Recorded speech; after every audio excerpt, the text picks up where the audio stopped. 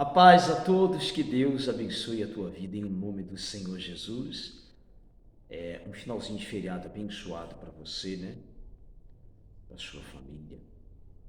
E que toda sorte de bênçãos do Senhor esteja sobre a tua vida, sobre a tua casa. E eu queria, nessa mensagem, dividir algo com você que veio no meu coração. Está terminando mais um ano e tem pessoas que a vida dela continua do mesmo jeito. Está terminando mais um ano e tem pessoas que a vida dela não mudou. E ela está dentro da igreja. Ela faz parte de um ministério, ela bate no peito e diz: eu sou crente, eu sou evangélica, eu conheço a palavra de Deus.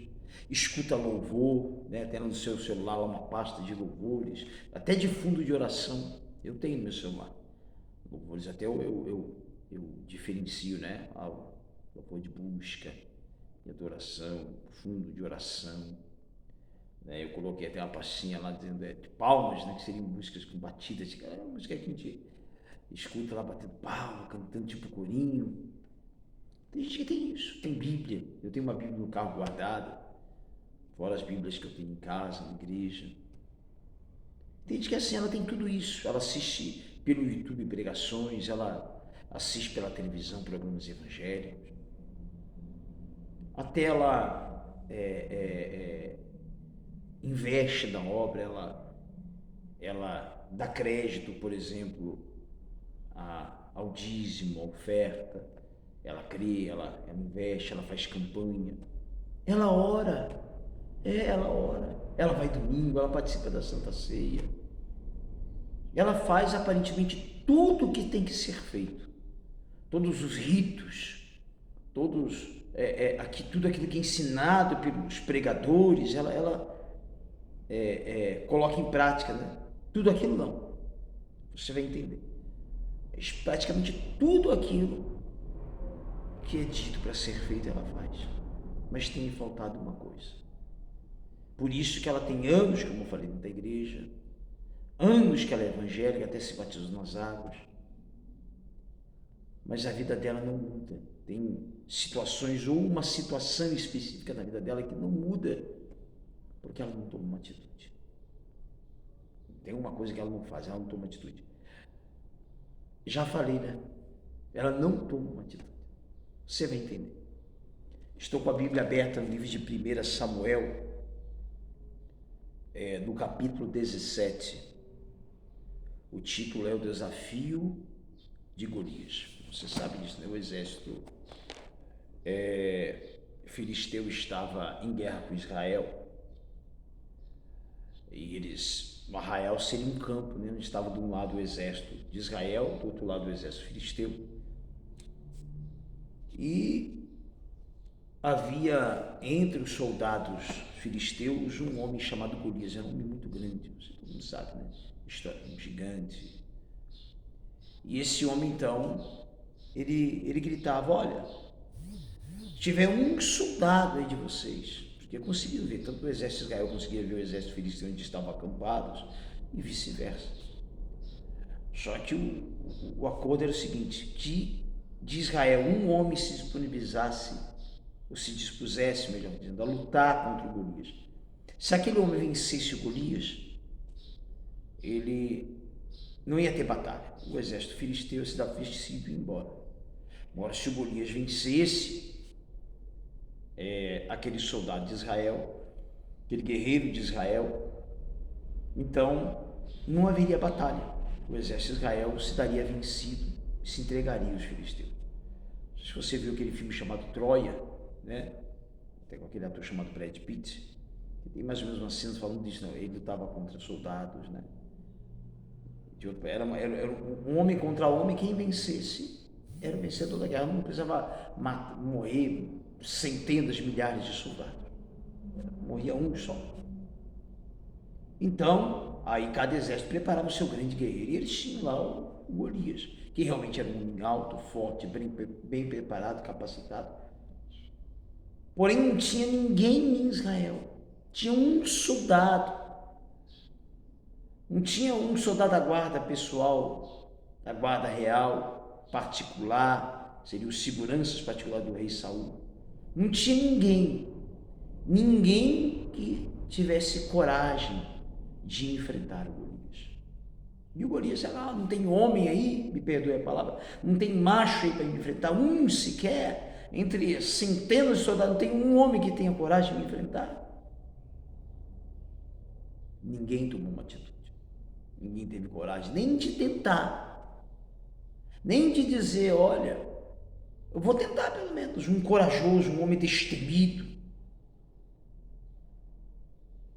Aí a Bíblia diz que daqui a pouco chega Davi lá, né? Jovem, de boa aparência, pastor de ovelhas, cuidava das ovelhas do pai, né? Ele era o responsável pelas ovelhas do pai, da família. E ele foi enviado lá para levar comida para os irmãos que estavam lá entre os soldados de Israel. E diz assim a palavra, 1 Samuel capítulo 17, versículo 24. Todos os israelitas, vendo aquele homem, fugiam de diante dele e temiam grandemente. E diziam uns aos outros, viste aquele homem que subiu? Pois subiu para afrontar a Israel. E a quem o matar o rei acumulará de grandes riquezas, ele dará por mulher a filha e a casa de seu pai, isentará de impostos em Israel. Então falou Davi aos homens que estavam consigo, dizendo, que farão aquele homem que ferir a este filisteu e tirar a afronta de sobre Israel? O Davi estava ali e Davi viu, né? Ouviu ali os soldados falarem entre eles, olha, o que aquele homem está fazendo lá? Ele está desafiando, está zombando a gente, está rindo da gente. E o rei está dizendo que quem tiver coragem de ir lá enfrentar ele, matar ele, o rei vai acumular de riquezas, o rei nunca mais vai cobrar imposto da sua família, né? O imposto já havia naquela época, né? E a filha do rei vai casar com isso, não importa quem ele é, seja velho, seja novo, seja alto, baixo, seja negro, branco, não importa. Quem vencer aquele homem, a filha do rei vai casar com ele, vai se tornar alguém grande em Israel, vai se tornar genro do rei. Aí o Davi perguntou, ouviu aquilo, o que vai acontecer mesmo? E o povo lhe repetiu as mesmas palavras, dizendo, assim farão ao homem que o ferir. Ouvindo Eliabe, seu irmão mais velho, falar àqueles homens, acendeu-lhe a ira contra Davi e disse, por que descesses aqui? E a quem deixaste aquelas poucas ovelhas no deserto? Bem conheço a tua presunção, a tua maldade, descesse apenas para ver a peleja. Respondeu Davi, que fiz eu agora? Fiz somente uma pergunta. Desviou-se dele para outro e lhe falou a mesma coisa, e o povo lhe tornou a responder como antes. E aí, Davi tinha perguntado, né? Aí o Eliabe, que era o irmão mais velho de Davi, não gostava de Davi. A Bíblia não diz, mas a gente entende que o Davi, ele era um zero à esquerda, talvez porque fosse o mais novo, né? A gente lê a história de José. O José não era o José não era o caçula, né? Porém o José, ele era o que Jacó mais amava, né? Tanto que ela fez a estola, deu para ele, e da estola, né? Naquela época representava o filho amado, né? O herdeiro. Então havia muita essa briga de chamar atenção. Ainda existe, né? Os irmãos não chegam mais, está mais perto do pai, da mãe, né? Seu preferido. Então a Bíblia não diz, mas Davi, ele era o caçula. Porém, diferente por exemplo, de José, onde Jacó não deixava José ir para o campo, José ficava na volta dele, José era presenteado por Jacó. O Davi era diferente, o Davi foi colocado lá no campo. O Davi é como se fosse desprezado, né? Tanto que quando Samuel foi lá fazer o banquete, foi lá na casa do Jessé, o pai de Davi, teve o banquete e o Davi não foi convidado. E todos os irmãos viram aquela situação. Todos os irmãos viram aquela cena onde Samuel passou, todos os filhos de Jessé, todos os irmãos de Davi passaram na frente de Samuel.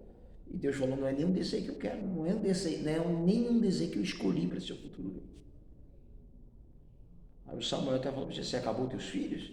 Não, ó, tem o mais novo que está lá no campo. Não, chama ele também. Ninguém vai sentar na mesa, ninguém vai começar a comer. Ninguém comia antes do rei, ninguém comia antes de alguém importante. Ninguém comia. Eu servi no exército, vejo muita gente falar de patriotismo. Muita gente fala de patriotismo, família, pátria, Brasil, Deus. Bom, alguns de Deus não tem nada. Família deixa para lá, não vou nem entrar em detalhes. Né? E fala de patriotismo, mas se tivesse uma guerra hoje, era o primeiro a picar mula. Eu servi no exército. E quando estava programado, eu era cassineiro de oficial, quer dizer, seria um garçom do restaurante dos oficiais do batalhão onde eu servi. Estava programado do tenente-coronel, que era, na minha época, era um tenente-coronel, que era o responsável pelo batalhão que eu servia, um batalhão de infantaria motorizada lá em Pelotas, no bairro Fragata. Enquanto ele não está programado, por exemplo, 12h10, o tenente-coronel vai entrar aqui para almoçar. A gente às vezes tinha a situação que tinha que esperar, ninguém podia servir, tinha uma linha de servir, né? Cada oficial entrava, pegava o seu prato, servia, sentava, queria repetir, comia mais. Mas o respeito pelaquela autoridade. Então ninguém sentava à mesa sem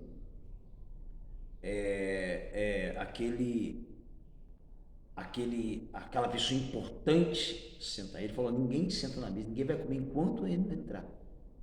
E diz a Bíblia que quando ele entrou, Deus falou: unge sei que esse é o rei. Então ali já criou, esse vai ser o futuro rei, isso que eu escolhi. Isso já criou uma situação entre os irmãos de Davi. Já havia, e criou uma situação ainda mais difícil. Então, quando ele ouviu que tu quer aqui, você veio aqui para ver sangue, né? Você é perverso, você é perturbado. E aí o Davi falou: o que eu estou fazendo de errado? Só estou perguntando, estão falando aqui, eu quero saber o que é. E aí, inclusive, até se virou para falar com ele. Você sabe a história, né? O Davi se dispôs a lutar com o gigante. O Davi se dispôs a enfrentar um jovem, menino, de boa aparência, que nunca tinha pego uma espada, um escudo, andava era com uma funda, né, na mão, tinha dali que era para atacar, jogar em lobos, para tentar afugentar animais que fossem tentar devorar as ovelhas, e um cajado. Por isso que depois ele fala no Salmo 23, teu bordão e teu cajado me sustentam. Andava com um cajado que servia tanto para também afugentar os animais que tentavam atacar as ovelhas, também ele era virado, né? O cajado era virado, né? Até tem um de acrílico aqui guardado, puxava a ovelha assim quando a ovelha de repente estava entrelaçada no mato, em espinho, num rio, ele puxava pelo pescoço, enganchava aqui, puxava. E era isso que Davi usava. Essas eram as armas de Davi, armas físicas. Mas Davi, ele viu ali uma oportunidade da vida dele ser mudada.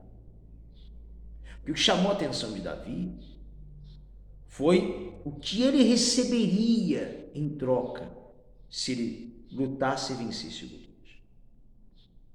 Preste atenção que os bem preparados, os capacitados, os que tinham condição humanamente falando, não tomaram uma atitude. Não tomaram uma atitude, não tiveram coragem para tomar atitude. E o Davi chegou ali em poucos minutos ouvindo aquilo, tomou uma atitude. Eles estavam ali há dias já, acampados, ouvindo aquele homem falar, e ninguém, nem para entre eles faziam o Saul falar: olha, nós vamos fazer, vou escolher um aqui, você vai lutar com ele. Se você morrer, morreu. Mas se você vencer, pegar o melhor, quem é o melhor soldado que nós temos? Que é o melhor aqui, espadachim, né? O mais capacitado, mais preparado. Quem é aqui? Davi se dispôs, Davi tomou uma atitude. E tem gente que está acabando mais de um ano, a vida dela continua do mesmo jeito, ela é crente em Jesus Cristo, mas a vida dela está da mesma forma porque ela não se dispõe a tomar uma atitude. Ela tem medo. Ela tem medo de tomar uma atitude, ela tem medo de agir. Está aí com um problema no casamento, um problema na vida sentimental, um problema financeiro, um problema familiar, uma situação, e ela não toma uma atitude. Fica empurrando com a barriga, e os anos estão passando, os dias estão passando, a vergonha está aumentando, cada vez mais a vergonha, cada vez a situação ficando pior, essa pessoa não toma uma atitude. Não toma uma atitude. E as coisas estão cada vez se destruindo mais, ela está ficando velha, é infeliz, e ainda começa a culpar Deus. Eu não entendo, eu vou na igreja, eu não entendo, eu sou dizimista, eu sou ofertante, eu conheço a palavra, vou trocar de igreja. O problema é a igreja que eu estou, mas ela não toma atitude, vai para outra igreja, já trocou de ideia, me perdoe e fala assim, é o tal do crente macaco, já trocou porque tem aquela história, né, de galho em galho, trocou de igreja em igreja, e fica trocando de igreja, sempre tem alguém culpado.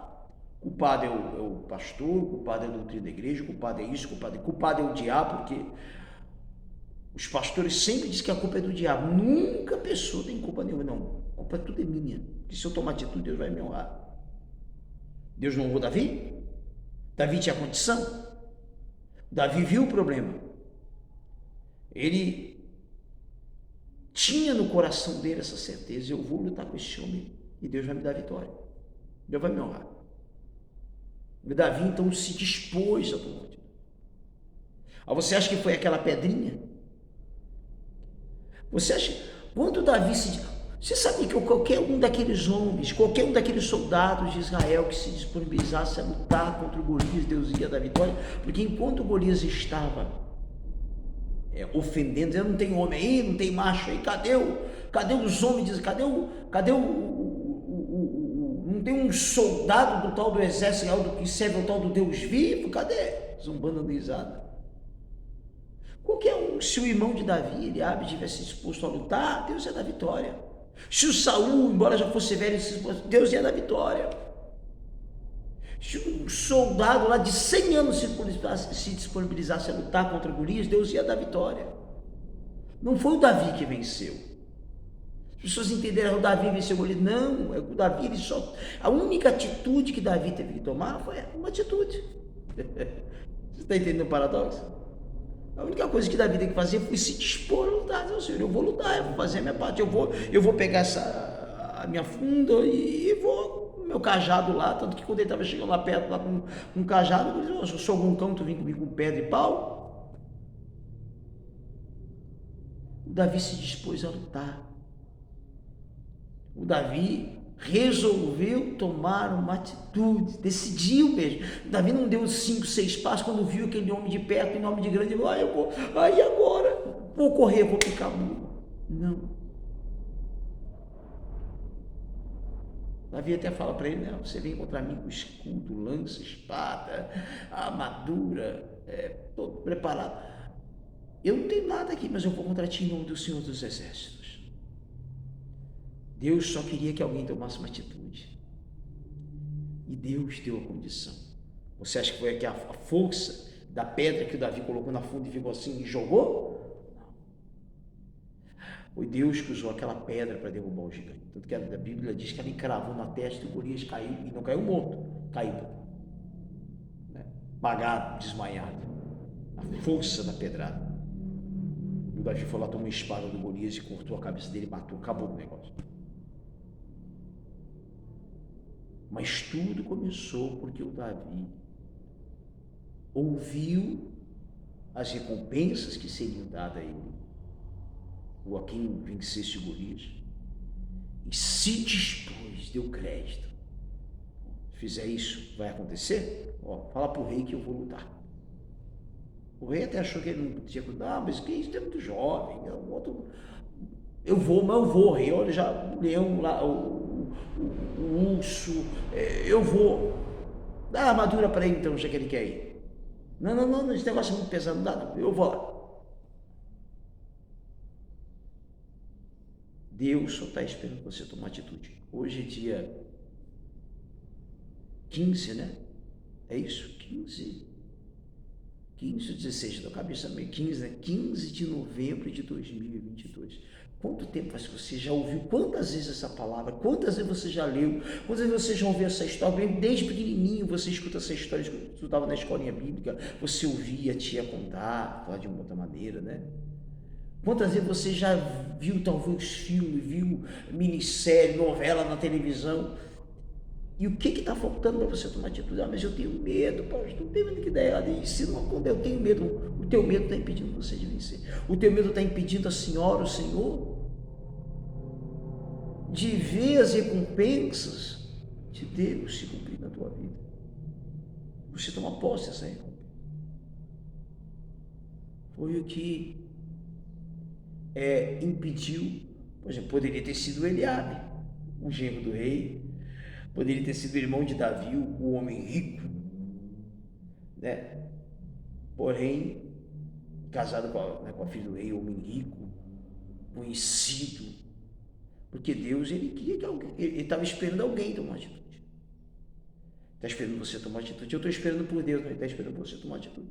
Continua esperando, tu monta a tua rede. Eu conheço um nordestino, né? A gente morou muito tempo em São Paulo, brincando, né? O nordestino gosta muito de rede, né? Então monta a tua rede, pega a linha de coco, fica lá deitado, lá esperando. Deus não vai fazer nada. Ah, então é por isso, pastor, que eu vou na igreja, eu oro para Deus abençoar para Deus, mas nada acontece. Você não toma atitude. Eu que eu digo, por muito tempo eu fiquei empurrando com a barriga uma decisão, algo que vinha do meu coração do Espírito Santo. Vinha do coração do Espírito Santo. Eu falei com um pastor um tempo atrás, e ele falou assim para mim: ah, mas se eu tomar essa atitude, eu vou sair do altar, vou deixar de pregar o evangelho. Vou deixar de pregar o evangelho porque ele quer. Porque o evangelho você pode pregar pela rede social. O evangelho você pode pregar para 2, 3, 4 pessoas. O evangelho você pode. E até é lógico que a gente sente muita coisa, né? A rotina, tudo aquilo, mas é preferível você estar assim, estar bem com Deus, que estar de repente fazendo parte dentro de um lugar, né? Onde você vive falando mal, criticando, não concorda. Por muito tempo eu vivi isso. Não tem vergonha de falar, me perdoe, fique bravo comigo, você que está me ouvindo. Chegou um momento onde não é porque você é caído, porque engraçado que esses grandes ministérios, grandes líderes sempre usam o mesmo argumento, né? E não era dos nossos. Deus removeu para mostrar que não é nosso. Sou homem de Deus, bem casado. Tenho defeitos, é claro, cometi já erros. Alguns só Deus sabe, outros foram notórios. Sou bem casado.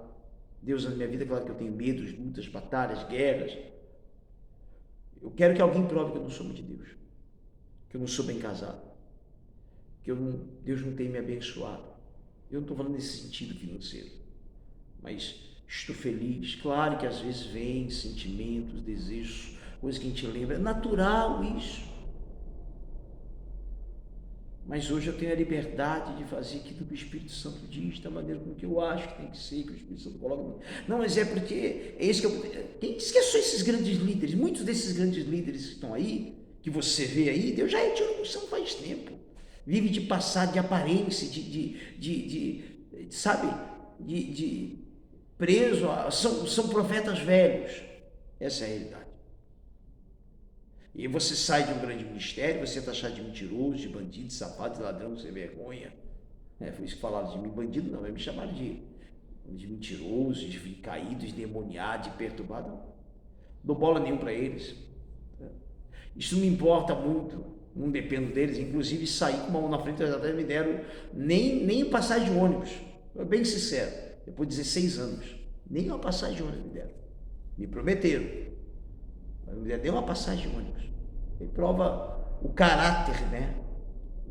O caráter, né? Aí prova o caráter de que tem. Aí depois quer estar no altar falando,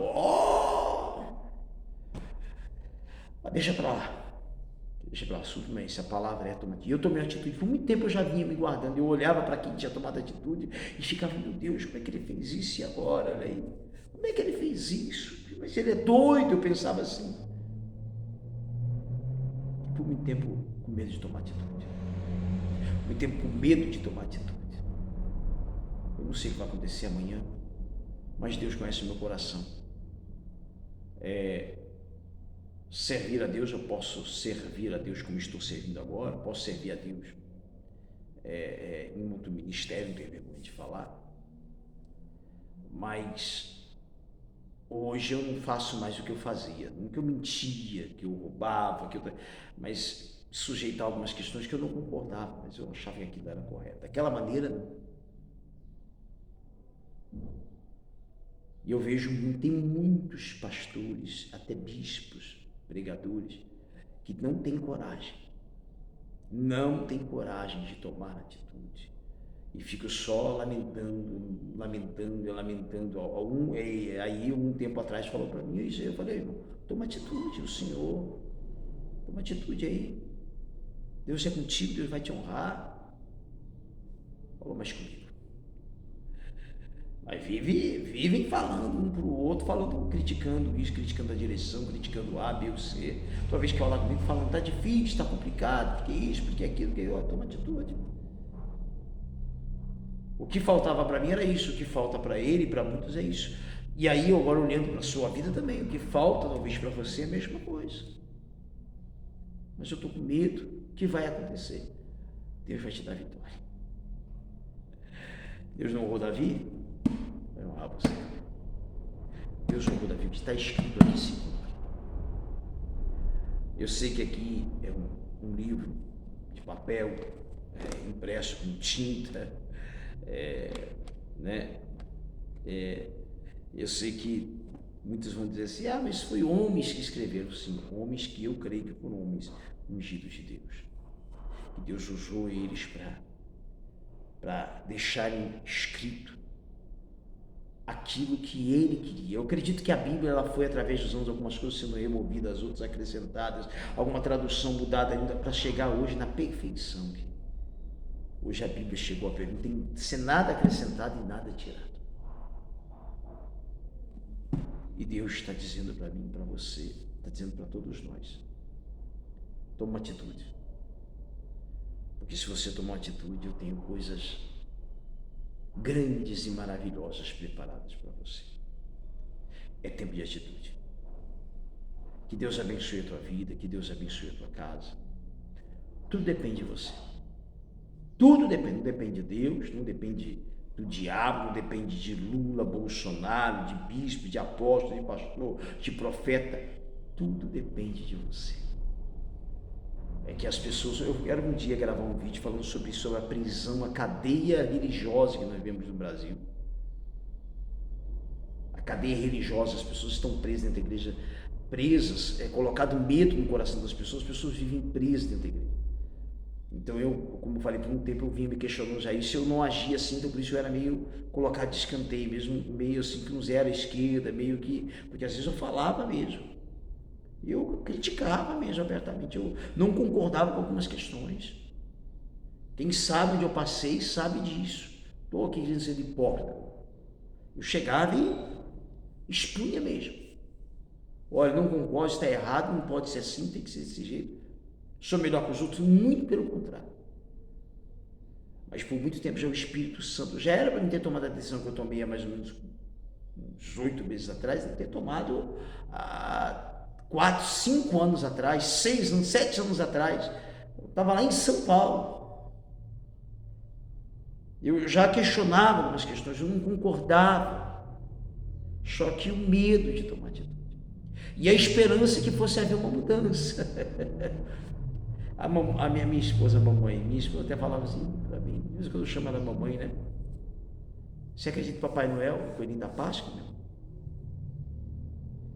Não vai mudar, não. E eu vi um grande homem de Deus profetizar que isso iria acontecer, o que está acontecendo. Então mas o medo era para ter tomado uma decisão, mas o meu medo de agir, o meu medo de tomar uma atitude. Embora pregava no altar, mas o medo. E aí eu tomei uma atitude e Deus tem honrado. Deus vai te honrar. Deus vai te honrar. Que Deus abençoe a tua vida grandemente, viu? Que essas poucas palavras, 30 minutos de mensagem, possa ter dado uma direção a você. É tempo de tomar uma atitude para que a tua vida mude, tá? Um beijo no coração. Desculpa aqui, né? Bocejando, cansado. É o último vídeo eu também falei a mesma coisa, né? Que era bem pela manhã cedo, que foi domingo. E vamos estar postando vídeos sempre, né? Se você quiser